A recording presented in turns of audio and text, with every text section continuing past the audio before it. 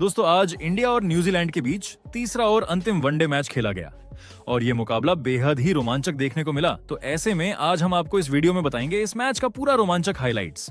तो आप इस वीडियो को अंत तक जरूर देखिएगा और अगर आप भी टीम इंडिया के बहुत बड़े फैन हैं तो आप इस वीडियो को एक लाइक जरूर कर लीजिएगा। इस वीडियो का लाइक टारगेट 1000 लाइक्स का है। दोस्तों भारत और न्यूजीलैंड के बीच खेली जा रही सीरीज का अंतिम वनडे मुकाबला क्रिकेट प्रेमियों के लिए काफी खास रहा। यह रोमांचक match Holkar cricket stadium Indore में खेला गया। इस मुकाबले में भारतीय टीम के कप्तान शुभमन गिल ने टॉस जीतकर पहले गेंदबाजी करने का फैसला किया। टॉस के बाद न्यूजीलैंड की टीम पहले बल्लेबाजी करने मैदान पर उतरी। न्यूजीलैंड के लिए पारी की शुरुआत करने की जिम्मेदारी अनुभवी बल्लेबाज डेवोन कॉनवे और हेनरी निकल्स के कंधों पर थी। भारत की ओर से नई गेंद अर्शदीप सिंह के हाथों में थी, जो अपनी स्विंग और सटीक लाइन लेंथ के लिए जाने जाते हैं। पहले ओवर की दूसरी ही गेंद पर डेवोन कॉनवे ने अर्शदीप सिंह की गेंद पर शानदार चौका जड़कर अपने इरादे साफ कर दिए, लेकिन इसके तुरंत बाद अर्शदीप ने शानदार वापसी की। उसी ओवर की चौथी गेंद पर अर्शदीप सिंह ने हेनरी निकल्स को क्लीन बोल्ड कर दिया। गेंद हल्का सा किनारा लेकर सीधे स्टंप्स में जा लगी और हेनरी निकल्स बिना खाता खोले पवेलियन लौट गए। इस तरह हेनरी निकल्स गोल्डन डक का शिकार बने, लेकिन इससे भी बड़ा झटका दूसरे ओवर में लगा। भारत की ओर से दूसरा ओवर लेकर आए हर्षित राणा और उन्होंने आते ही कमाल कर दिखाया। दूसरे ओवर की पहली ही गेंद पर हर्षित राणा ने डेवोन कॉनवे को स्लिप में खड़े रोहित शर्मा के हाथों कैच आउट करा दिया। कॉनवे केवल 5 रन बनाकर आउट हो गए। महज 5 रन के कुल स्कोर पर न्यूजीलैंड ने अपने दोनों सलामी बल्लेबाज गंवा दिए। अब क्रीज पर न्यूजीलैंड के लिए 2 नए बल्लेबाज आए, विल यंग और डेरियल मिचेल। ये वही जोड़ी थी जिसने पिछले मैच में न्यूजीलैंड को जीत दिलाने में अहम भूमिका निभाई थी। इसलिए भारतीय गेंदबाज जानते थे कि इन दोनों को हल्के में नहीं लिया जा सकता। शुरुआत में विल यंग और डेरियल मिचेल ने काफी संभल कर बल्लेबाजी की। दोनों ने समझदारी से खेलते हुए सिंगल और डबल पर फोकस किया ताकि विकेट न गिरे और टीम को संभाला जा सके। लेकिन धीरे धीरे न्यूजीलैंड के बल्लेबाजों ने लय पकड़नी शुरू की। छठे ओवर में विल यंग ने हर्षित राणा की गेंद पर एक शानदार छक्का जड़ दिया। इसके बाद दोनों बल्लेबाजों ने धैर्य नहीं खोया और समझदारी भरी बल्लेबाजी जारी रखी। 7वें ओवर की पहली गेंद पर डेरियल मिचेल ने अर्शदीप सिंह की गेंद पर शानदार चौका जड़ा। ये चौका टाइमिंग और क्लास का बेहतरीन उदाहरण था। 9वां ओवर करने आए अर्शदीप सिंह को विल यंग ने लगातार 2 शानदार चौके जड़ दिए। इन शॉट्स के साथ विल यंग खुलकर खेलते नजर आए और भारतीय गेंदबाजों पर दबाव बनाना शुरू कर दिया। पहले पावर प्ले का अंतिम ओवर लेकर आए मोहम्मद सिराज अपनी तेज रफ्तार और आक्रामक अंदाज के लिए जाने जाते हैं, लेकिन इस ओवर की तीसरी गेंद पर विल यंग ने एक शानदार चौका जड़ दिया।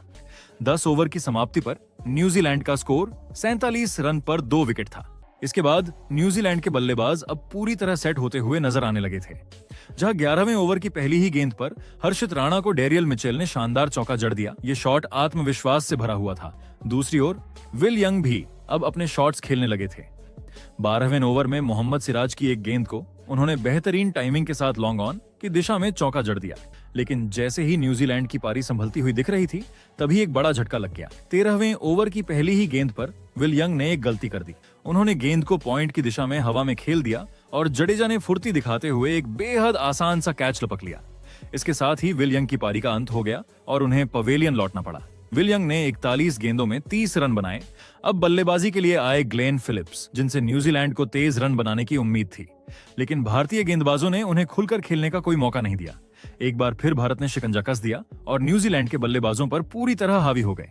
लेकिन अब एक छोर पर डेरियल मिचेल अब भी अच्छे लय में नजर आ रहे थे। 15वें ओवर में मिचेल ने हर्षित राणा की गेंद पर शानदार चौका जड़कर यह साफ कर दिया कि वे क्रीज पर टिके हुए हैं और जिम्मेदारी निभा रहे हैं। 17वां ओवर करने आए कुलदीप यादव और ये उनका पहला ओवर था, लेकिन इस ओवर की पहली ही गेंद पर डेरियल मिचेल ने एक शानदार छक्का जड़ दिया।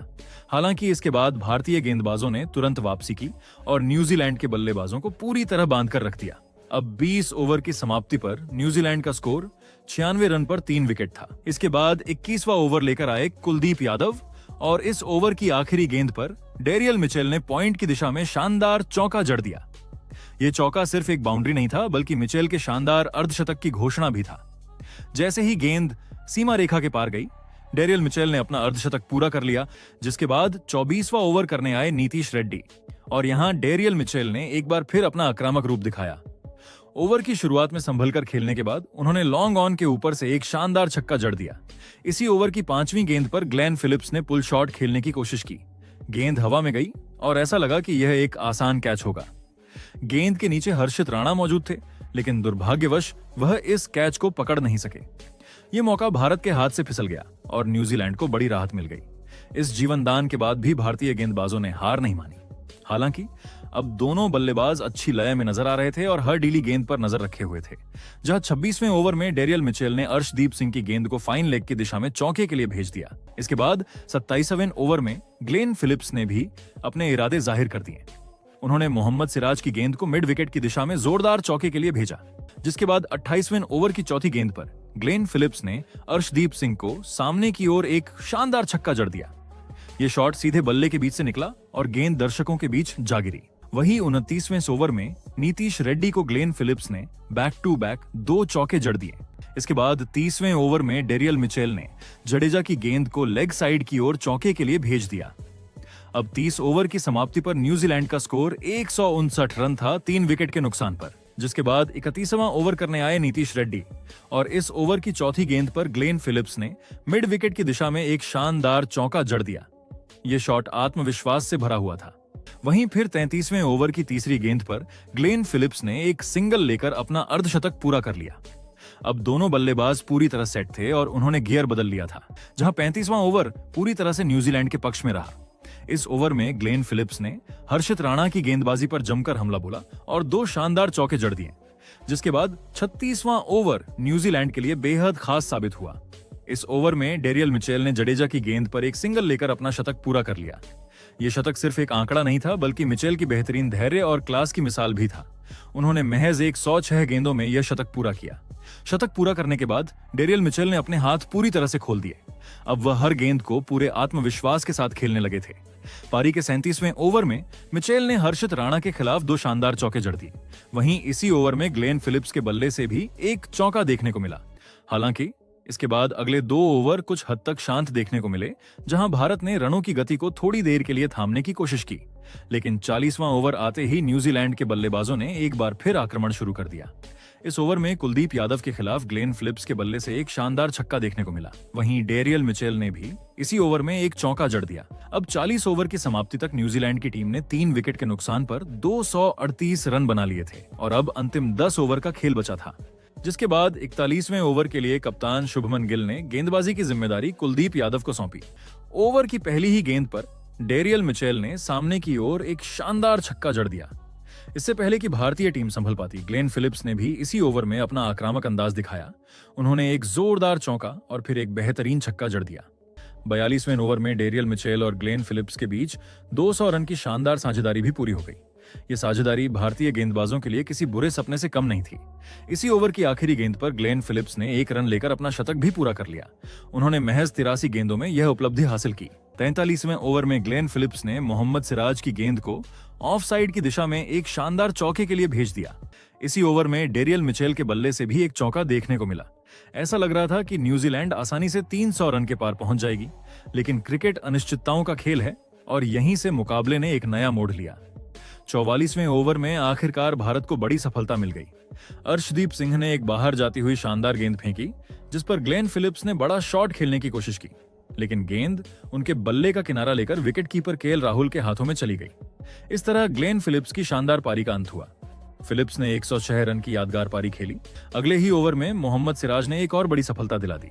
सिराज की गेंद पर डेरियल मिचेल ने पुल शॉट खेलने की कोशिश की, लेकिन गेंद सही से बल्ले पर नहीं आई और बाउंड्री लाइन पर खड़े कुलदीप यादव ने एक शानदार कैच लपक लिया। यह विकेट 45वें ओवर में गिरा और डेरियल मिचेल की शानदार पारी का अंत हो गया।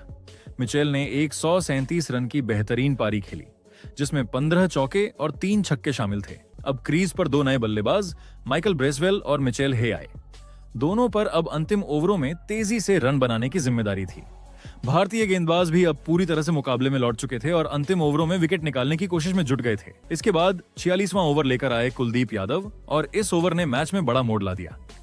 कुलदीप यादव की दूसरी ही गेंद पर मिचेल हे एलबीडब्ल्यू आउट हो गए। मिचेल हे सिर्फ 2 रन बनाकर पवेलियन लौट गए। भारत को इस विकेट से बड़ी राहत मिली। नए बल्लेबाज जैकरी फॉल्क्स क्रीज पर आए और आते ही उन्होंने आक्रामक अंदाज अपनाया।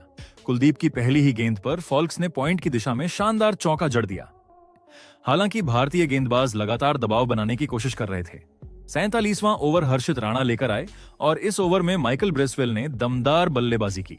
उन्होंने डीप स्क्वायर लेग पर एक लंबा छक्का लगाकर रन गति बढ़ा दी। न्यूजीलैंड तेजी से रन बना रहा था और भारत को विकेट की जरूरत थी। ऐसे समय में अर्शदीप सिंह गेंदबाजी के लिए आए और उन्होंने अहम विकेट दिलाया। जैकरी फॉल्क्स बड़ा शॉट खेलने के चक्कर में चूक गए और बाउंड्री पर कुलदीप यादव ने शानदार कैच पकड़ लिया। फॉल्क्स 10 रन बनाकर आउट हुए।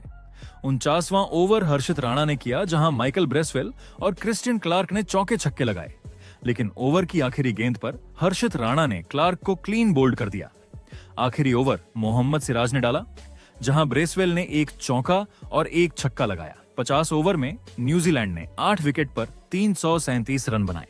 भारत को जीत के लिए 338 रनों का लक्ष्य मिला, जिसके बाद टीम इंडिया जब 338 रनों के बड़े लक्ष्य का पीछा करने मैदान पर उतरी तो ओपनिंग के लिए अनुभवी रोहित शर्मा और युवा कप्तान शुभमन गिल मैदान पर आए।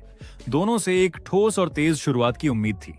न्यूजीलैंड की ओर से नई गेंद की जिम्मेदारी काइल जेमिसन को सौंपी गई। ओवर की पहली ही गेंद पर रोहित शर्मा ने कवर की दिशा में शानदार चौका जड़ते हुए अपना खाता खोला। ये शॉट आत्मविश्वास से भरा हुआ था और साफ संकेत दे रहा था कि रोहित इस बड़े लक्ष्य से घबराए नहीं है। इसके बाद दूसरे ओवर में शुभमन गिल ने जैकरी फॉल्क्स की गेंद को कवर्स की ओर चौके के लिए भेज दिया। दोनों बल्लेबाज शानदार फॉर्म में नजर आ रहे थे और गेंदबाजों को संभल कर खेलने का संदेश दे रहे थे। तीसरे ओवर में शुभमन गिल ने काइल जेमिसन के खिलाफ अपने इरादे और भी साफ कर दिए। उन्होंने इस ओवर में बैक टू बैक 2 शानदार चौके जड़ दिए, लेकिन चौथे ओवर में भारत को पहला झटका लग गया। जैकरी फॉल्क्स की गेंद पर रोहित शर्मा ने बड़ा शॉट खेलने की कोशिश की, लेकिन गेंद सही से बल्ले पर नहीं आई और फील्डर क्रिस्टियन क्लार्क ने एक सुरक्षित कैच लपक लिया। इस तरह रोहित शर्मा 13 गेंदों में 11 रन बनाकर पवेलियन लौट गए। रोहित शर्मा के आउट होने के बाद बल्लेबाजी के लिए विराट कोहली मैदान पर आए। दूसरी ओर शुभमन गिल अपनी लय में बल्लेबाजी कर रहे थे और स्ट्राइक रोटेट करते हुए स्कोरबोर्ड को आगे बढ़ा रहे थे। विराट कोहली ने आते ही गेंद को समझने में समय लिया और फिर अपने अंदाज में खेलने लगे। छठे ओवर की 5वीं गेंद पर विराट कोहली ने जैकरी फॉल्क्स को मिड विकेट के ऊपर से शानदार छक्का जड़ दिया। यह शॉट पूरी तरह क्लासिक कोहली स्टाइल में था और इससे भारत को थोड़ी राहत मिली, लेकिन यह राहत ज्यादा देर तक नहीं टिक पाई। 7वें ओवर में गेंदबाजी के लिए आए काइल जेमिसन ने एक बार फिर मैच का रुख बदल दिया। उन्होंने शुभमन गिल को एक शानदार गेंद पर बोल्ड कर दिया। गिल इस गेंद को समझ नहीं पाए और स्टंप्स बिखर गए। कप्तान के आउट होते ही भारत पर दबाव और भी बढ़ गया। अब टीम को संभालने की जिम्मेदारी विराट कोहली और नए बल्लेबाज पर आ गई थी। शुभमन गिल के आउट होने के बाद श्रेयस अय्यर बल्लेबाजी के लिए आए। दूसरी ओर विराट कोहली लगातार आत्मविश्वास के साथ बल्लेबाजी कर रहे थे।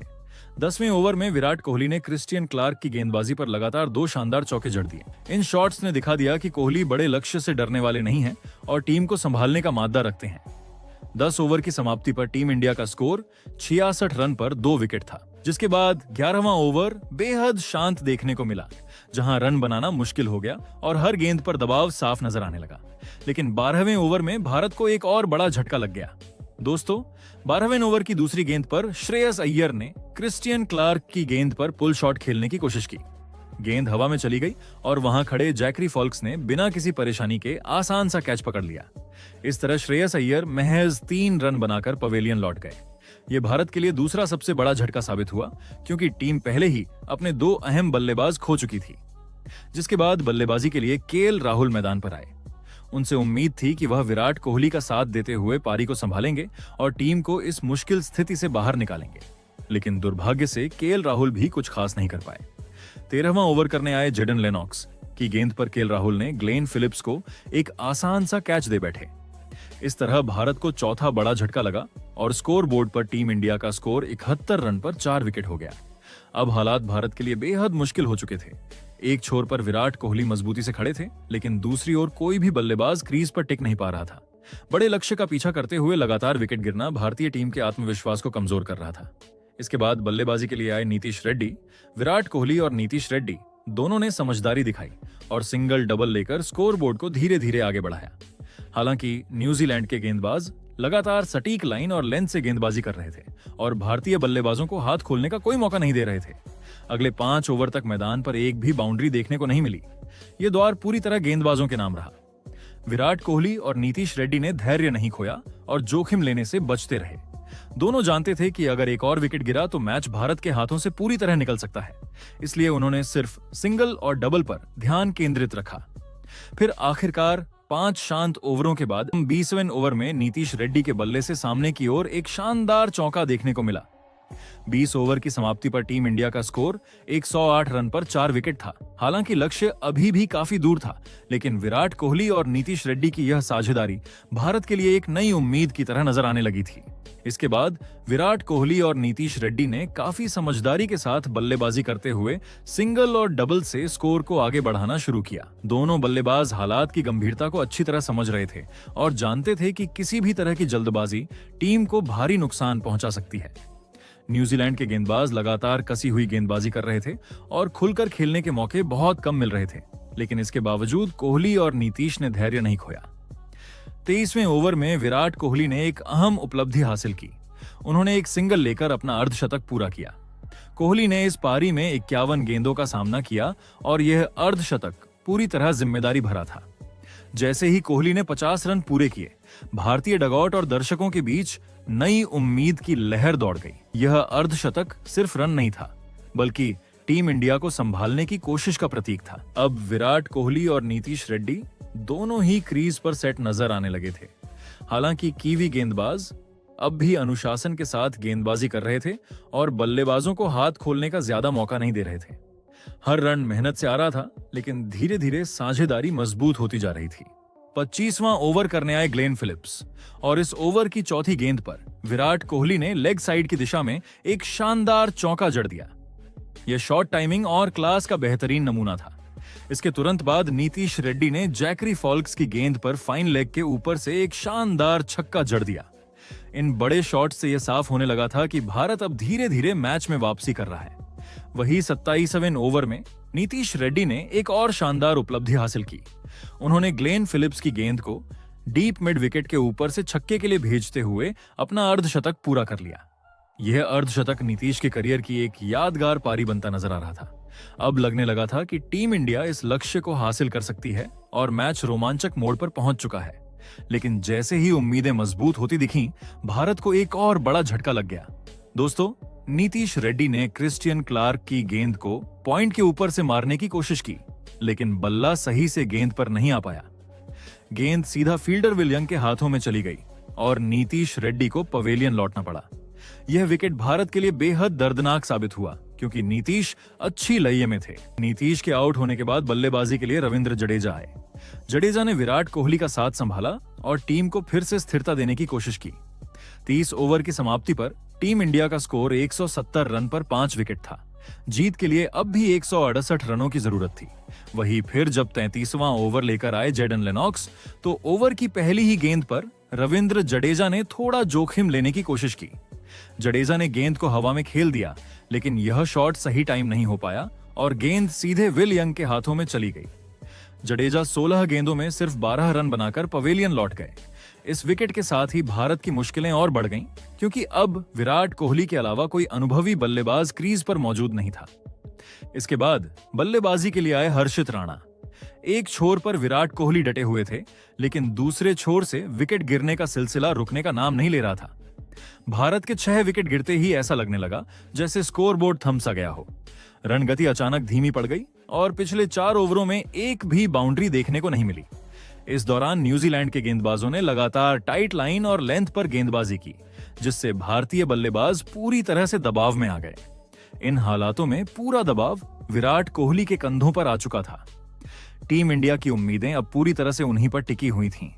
फिर आखिरकार 4 ओवर के लंबे इंतजार के बाद विराट कोहली ने राहत की सांस ली। उन्होंने ग्लेन फिलिप्स की गेंद पर स्क्वायर लेग की दिशा में एक शानदार चौका जड़ दिया, जिससे स्टेडियम में बैठे भारतीय फैंस के बीच नई उम्मीद जाग उठी। इसके बाद 38वां ओवर लेकर आए जैकरी फॉल्क्स और इसी ओवर में विराट कोहली ने अपना आक्रामक रूप दिखाया। उन्होंने पहले एक शानदार चौका लगाया और फिर उसी ओवर में एक बेहतरीन छक्का जड़ दिया। इन शॉट्स के साथ ही कोहली ने यह साफ कर दिया कि वह आखिरी दम तक लड़ने वाले हैं। रन गति एक बार फिर से बढ़ने लगी और भारत के खेमे में उम्मीद की किरण नजर आने लगी। 40वें ओवर में विराट कोहली ने सिंगल लेकर अपना शानदार शतक भी पूरा कर लिया। उन्होंने यह शतक मात्र 91 गेंदों में हासिल किया, जो दबाव भरे हालात में उनकी क्लास और मानसिक मजबूती को दिखाता है। शतक पूरा करते ही कोहली ने शांत अंदाज में जश्न मनाया, लेकिन उनके चेहरे से साफ झलक रहा था कि उनकी नजर अभी जीत पर टिकी हुई है। 40 ओवर की समाप्ति पर टीम इंडिया का स्कोर 230 रन था 6 विकेट के नुकसान पर। और अब भी भारत की सारी उम्मीदें विराट कोहली की बल्लेबाजी पर टिकी हुई थीं। इसके बाद 41वें ओवर में हर्षित राणा ने भी अपने इरादे साफ कर दिए। जेडन लेनॉक्स की गेंद पर उन्होंने लॉन्ग ऑफ के ऊपर से एक शानदार छक्का जड़ दिया। हर्षित राणा अब विराट कोहली का बेहतरीन साथ निभाते नजर आ रहे थे। दोनों बल्लेबाज दबाव में भी बड़े शॉट खेलने से पीछे नहीं हट रहे थे और रन गति को बढ़ाने की पूरी कोशिश कर रहे थे। 43वें ओवर में दोनों बल्लेबाजों ने खुलकर हाथ खोले और बड़े शॉट्स लगाए। न्यूजीलैंड के गेंदबाजों पर अब दबाव साफ दिखने लगा था। 44वें ओवर की दूसरी गेंद पर हर्षित राणा ने एक और शानदार छक्का जड़ते हुए अपना अर्धशतक पूरा कर लिया, लेकिन खुशी ज्यादा देर टिक नहीं सकी। इसी ओवर की चौथी गेंद पर जैकेरी फॉल्क्स की गेंद पर हर्षित राणा बड़ा शॉट खेलने की कोशिश में निकोलस को कैच दे बैठे। हर्षित राणा ने बहादुरी से 52 रनों की पारी खेली, जिसने भारत को उम्मीद की डोर से बांध कर रखा।